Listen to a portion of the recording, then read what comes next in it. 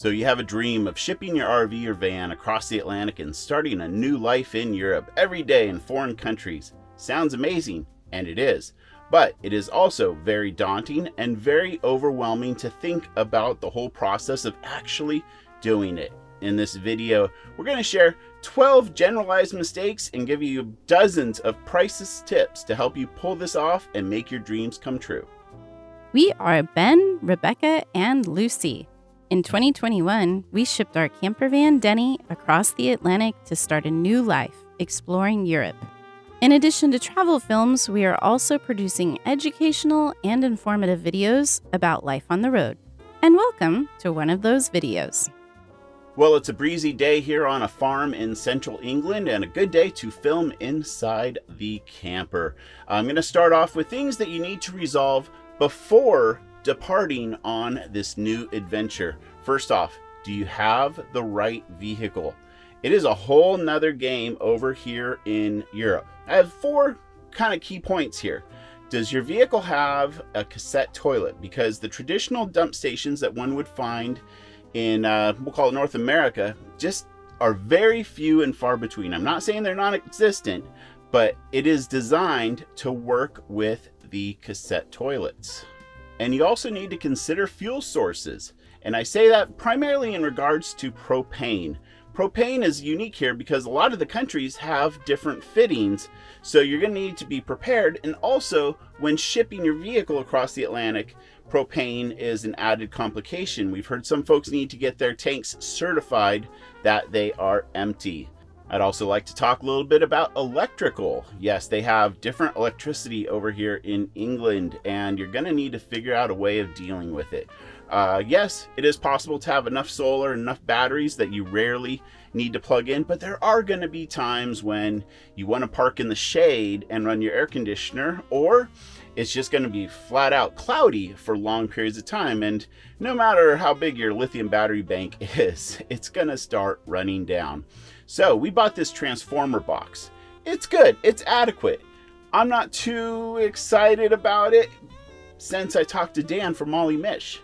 And Dan made a suggestion because essentially everything in our camper runs off of 12 volt and through the batteries. And Dan's like, it's so simple. I don't know why I didn't think about it. He's like, Ben, why don't you just buy a 220 volt to 12 volt progressive dynamics charger, wire it into your electrical bay, stick the cord out the bottom of the camper, and there you go, bada bing, bada boom. You're taking 220, turn it into 12 volt, and everything in here is 12 volt. I have to say, thanks, Dan, and that tip made too much sense. The last point under vehicles is size. There is such a thing as being too big, and a lot of the roads here can be quite narrow. There's balconies, power lines, so make that a consideration.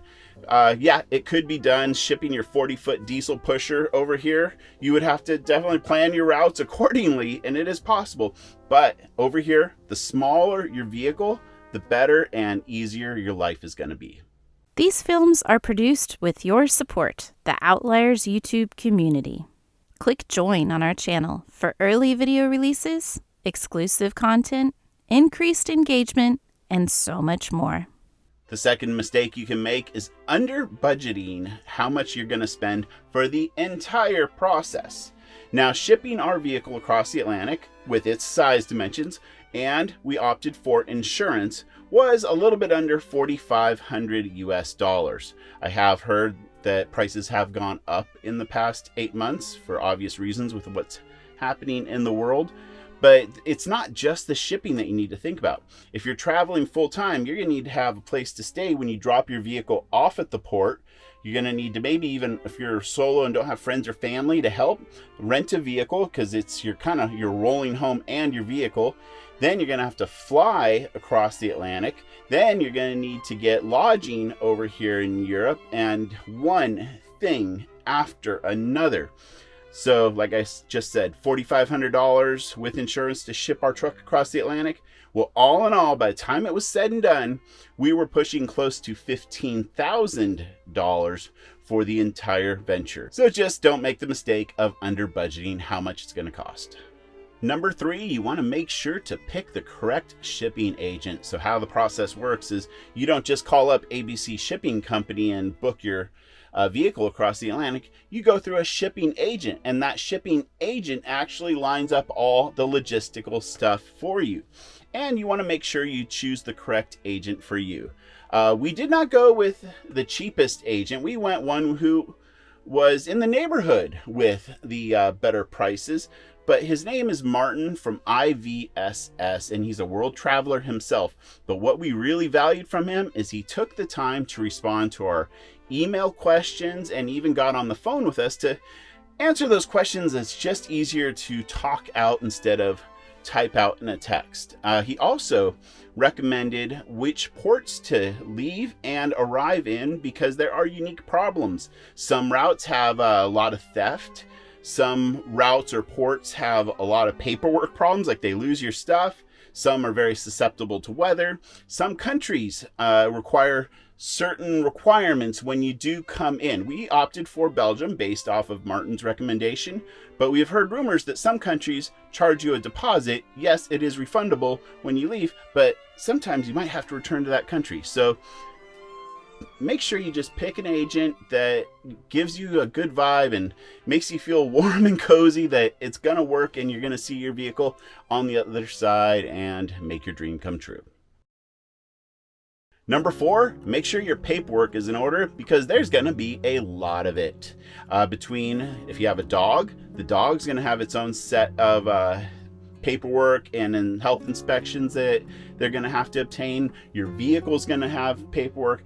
In our time when we traveled over here, there was COVID paperwork, and let's just say, I'm going to leave it at that. There's a lot of paperwork, so be prepared for it.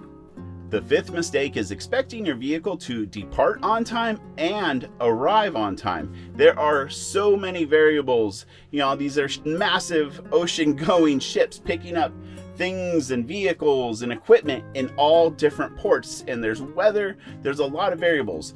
So all in all, our vehicle was about 7 days late, even though it wasn't late because expect it to be late, so it's not late.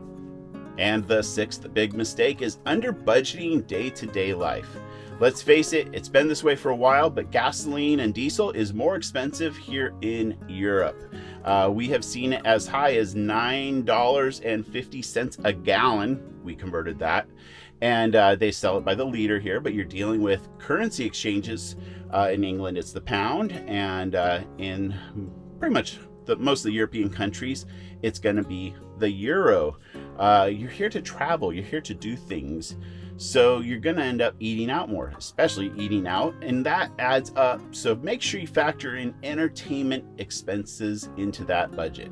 And I also didn't envision it being this way, but we are paying for places to camp infinitely more often here in Europe. There are some free campgrounds, but they limit you to 2 days.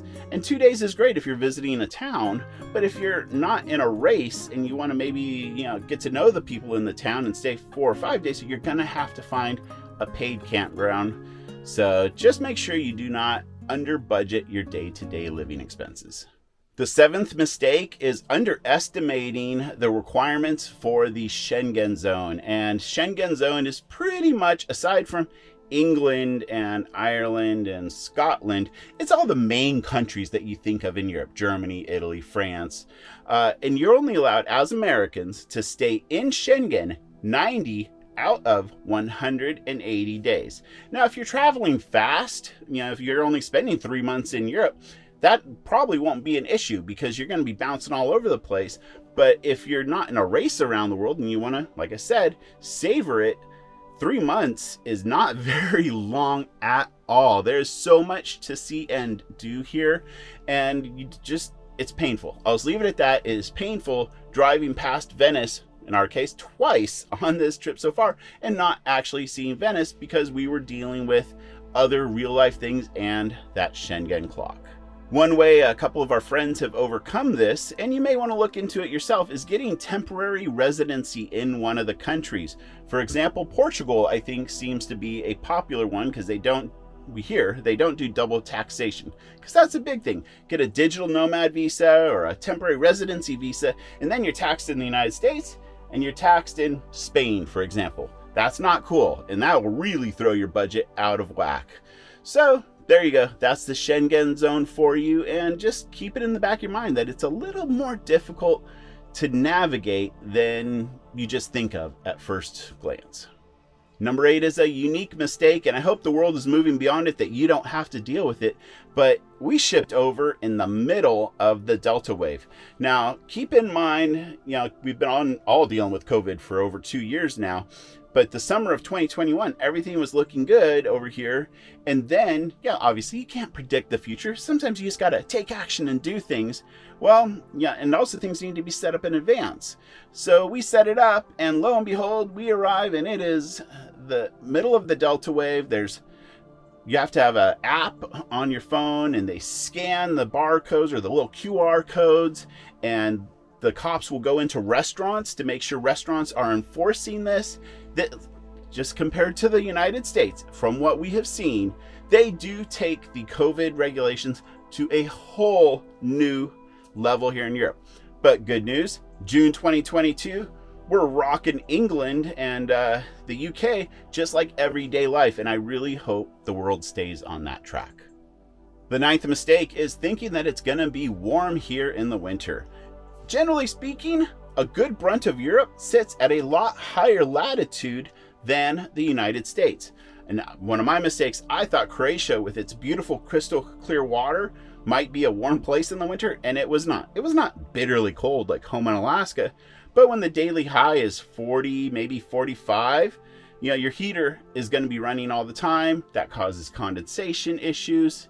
And it is just something to think about. Sure, we could have gone further down into Greece, but heck, before our van life days, we traveled to Greece, and there was snow in January on the Peloponnesian Peninsula, which is kind of all the way down at the bottom. Now, there are places you can go. Tunisia is one of them.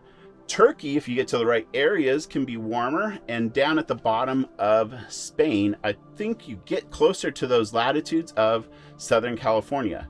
So keep in mind, higher latitudes, it's going to be colder in the winter than you envision, and you need to plan ahead for places to go if you just don't want to deal with the rain and cold. And the 10th mistake is not bringing enough of your favorite personal items across the Atlantic. Yes, you can find Q-tips here, but they may not be the Q-tip brand and so comfortable. There are a lot of personal preferences. This could even go if you take medicines. Make sure even a year's supply may or may not be enough. So just do what you can, and if it means shipping or checking an extra bag across the plane with some of your favorite items, and if you have the space to store them in your camper, just consider packing some of those favorite items, and we all have them. It's just a fact of life. Number 11 piggybacks off of 10, but it's not super easy. You would think in 2022 you could send a package from the United States to a random address here in Europe and it shows up no problem at all. That is not necessarily the case. Rebecca's mom sent a care package from the States to Italy. That one just got lost somewhere in the Italian postal system and we were never able to recover it. She tried another package, but that one, it did show back up. So rest assured that was great. It was not all lost. Tried it in Croatia. That one actually arrived. Then, third package. This is all over our 9 months here. Tried to get shipped to Spain. We encountered a problem there. That one could have been a little avoided you just got to watch that other video. But then the fourth time, it was very successful. Met an American family that works as contractors on a military base here, and they have an APO address. So, not only did the stuff actually arrive, it arrived in a very timely manner, and it was, I'm guessing, probably about 1/6 the price, and there was no VAT, which is like a tax that items get charged when they ship across from another country. So there it is. I would like to think that you could get stuff shipped easier in 2022, but it's just not that way. So if you can make friends with a wonderful family that has an APO address, that's your ticket to getting packages in a timely manner. The 12th and final mistake has to do with getting an international driver's license. We talked to the insurance representative that we used for Europe and the liability stuff, and they said, no, you don't need international driver's licenses. Those are archaic, a thing of the past. Well, lo and behold, in Spain, they actually kind of like it still. And we found out about that because I was parked with my hazards on in this loading section, and a van full of cops showed up and started asking questions. They were all very nice and professional, but having 5 cops trying to figure out what to do with you, and I think we got lucky on that circumstance because it happened at about 1:45 in the afternoon, and if you know Spain, siesta starts at 2, so I'm pretty sure they were hungry for lunch and just let us go. So that is a wrap for 12 mistakes that you don't want to make when shipping your vehicle to Europe. Hope you enjoyed it. Highly recommend you watch our travel videos because those are loaded with mistakes that we have been making. And we also hope you really found this valuable to help you make your dreams come true. Thanks for watching, and we'll see you on the road.